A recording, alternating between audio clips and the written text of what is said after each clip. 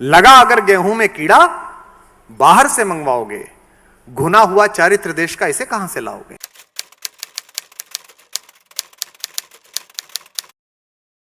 पुराने लोग यहां पर बैठे हैं, मुझे कलेजे पे हाथ रख के बताइए सर, अभी आपने बताया आपके पूज्य पिताश्री, उनसे भी पूछिएगा आपको बचपन में क्या कहानियां पढ़ाई गई थी। मेरे बचपन में क्या कहानियां पढ़ाई गई थी, मैं तो ज्यादा पुराना भी नहीं हूं।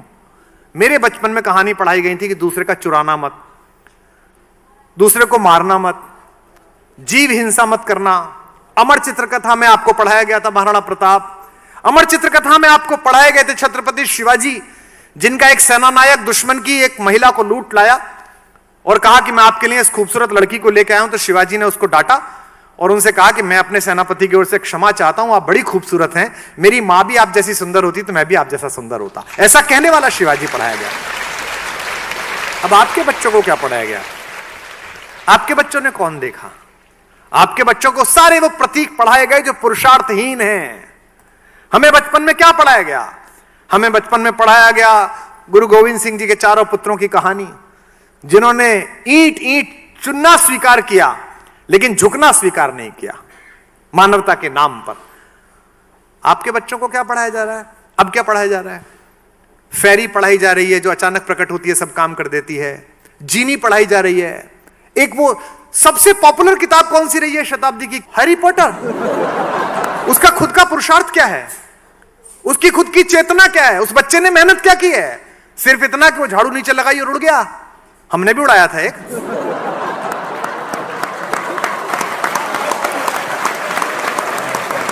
उसमें तो फिर भी पुरुषार्थ था, गली गली मेहनत की थी, भाषण दिए थे, रैलियां की थी।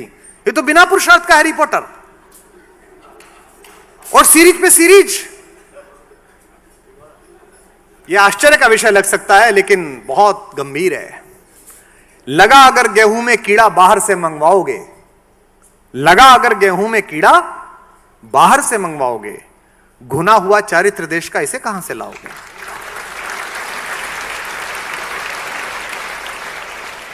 मैं सौभाग्यशाली हूं कि मैं दो बेटियों का पिता हूं। ईश्वर जिनके आंगन में सामर्थ्य, ऐश्वर्य, शक्ति, प्रभुत्व पैदा करता है, उन्हें बेटे देता है। और ईश्वर जिनके आंगन में करुणा, क्षमा, तपस्या, ममता, दया पैदा करता है, उनके घर में बेटियां भेजता है। एक मैच 2020 का हम हारे पाकिस्तान से। हम नहीं हारे, एक क्लब हारा। ये ऐसे है जैसे रोटरी क्लब ऑफ इंडिया का मैच हो जाए रोटरी क्लब ऑफ पाकिस्तान से। आप बहुत बड़ा संगठन है, सरकारी नहीं है। आप देश की अस्मिता को वहन करते हैं पर आप देश की अस्मिता नहीं है। You are not authorise for that. एक क्लब हार गया। एक बहुत खूबसूरत लड़की और एक बहुत खूबसूरत लड़का हिंदुस्तान का, जो अपनी टैलेंट के बल पर यहां पहुंचे हैं, विराट कोहली और अनुष्का। वो कोई बड़े बाप के घर में पैदा नहीं हुए दोनों बच्चे। उन दोनों ने अपने क्षेत्रों में मेहनत की है। एक ने अभिनय में मेहनत की है, एक ने पिच पर पसीना बहाया है। उन दोनों के संयोग से एक बच्ची पैदा हुई है। उस बच्ची के लिए थ्रेट देता है एक लड़का। कहीं कोई सीरियस फ्लॉ है कोई? और शर्म इस बात पर करिएगा और इस बात पर दुख मनाइए कि वो लड़का कोई मवाली नहीं है, कोई बेपढ़ा लिखा लड़का नहीं है। मेरे और आपके टैक्स के पैसे से वो IIT में पढ़ा है, 60 लाख रुपए साल की नौकरी करता है। यानी कि आप ये भी नहीं कह सकते साहब शिक्षा नहीं हुई थी। साहब इसका मतलब शिक्षा भी हुई थी भाई, अच्छे इंस्टीट्यूट में पढ़े थे भाई साहब। 2-4-5 करोड़ रुपए मैं टैक्स देता हूं, 2-5 करोड़ रुपए आप देते होंगे, उस टैक्स के पैसे से उसे पढ़ाया था। मैच हार गई अगर टीम, तो आप बच्ची का फोटो लगा के थ्रेट दे रहे हैं। इसका मतलब यह है कि आत्मा के खाने में कहीं प्रॉब्लम है। राजनीति से उम्मीद मत करिएगा, वो विश्व में सदा ही ऐसी रही है।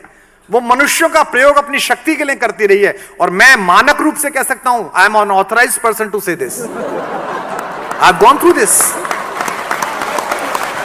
कहना आसान है। ईमानदार की क्या परिभाषा है? जिसे बेईमानी का अवसर मिला उसने ना किया हो।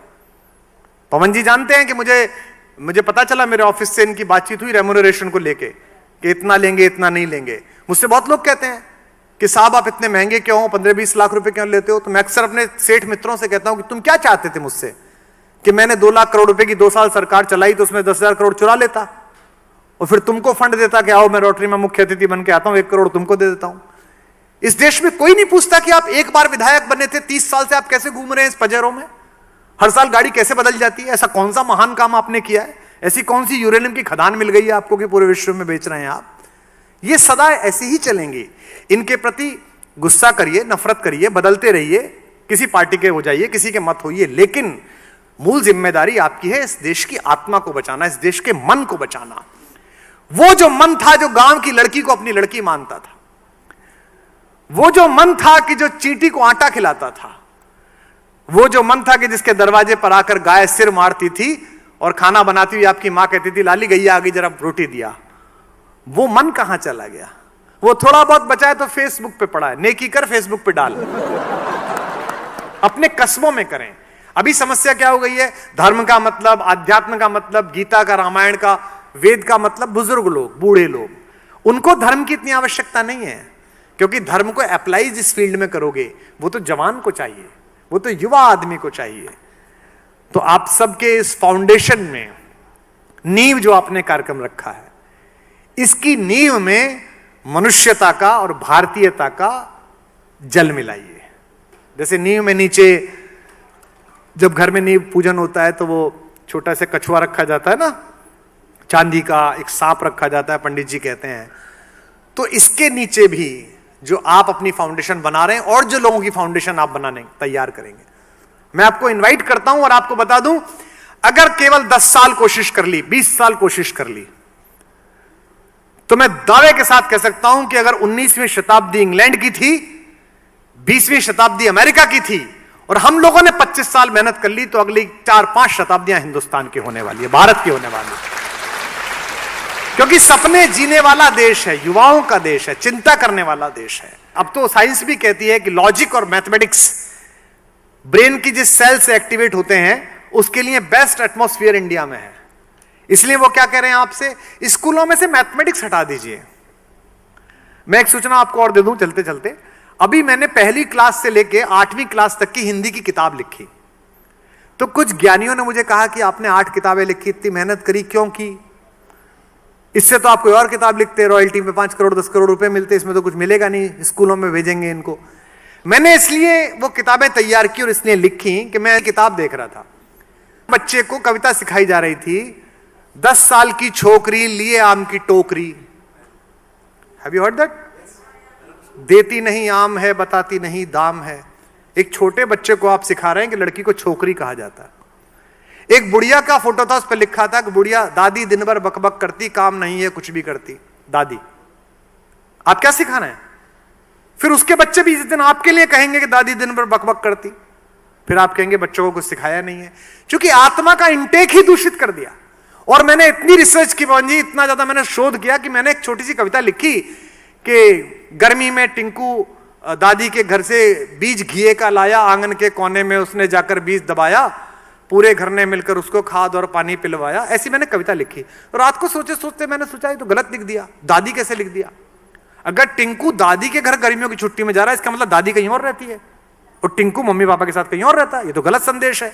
तो फिर मैंने उसको सही करवाया कि छुट्टी में नानी के घर से, क्योंकि नानी तो फिर भी मामा के साथ रह लेगी, दादी तो बाप के साथ रहनी चाहिए। अगर दादी बाप के साथ नहीं रहती फिर कैसा घर है?